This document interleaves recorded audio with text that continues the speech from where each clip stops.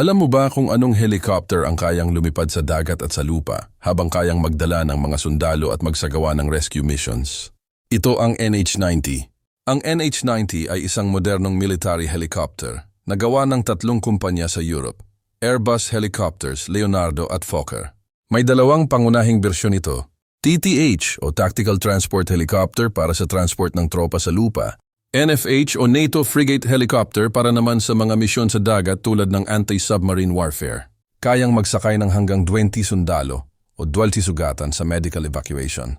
May bilis na hanggang 300 km kada oras at abot ng halos 1,000 km ang kaya nitong liparin. Gumagamit ito ng fly-by-wire system kaya mas madali at mas ligtas itong ilipad. Ang kakatawan ng NH-90 ay gawa sa mga composite materials kaya mas magaan at mas matibay ito. Para sa mga naval operations, kaya nitong tiklupin ang mga rotor blades para magkasya sa maliit na espasyo ng barko. Ang NH-90 ay isang tunay na versatile helicopter, handa para sa giyera, rescue at transport missions sa himpapawid at karagatan.